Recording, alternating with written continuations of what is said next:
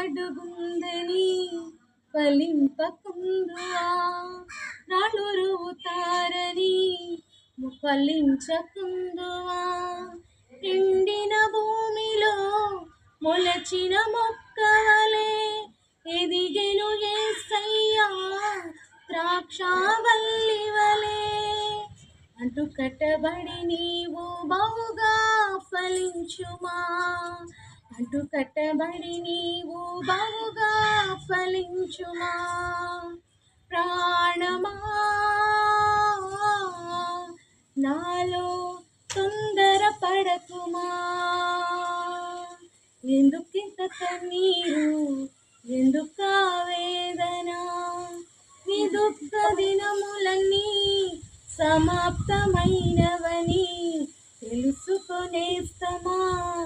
యేసయ్య మాట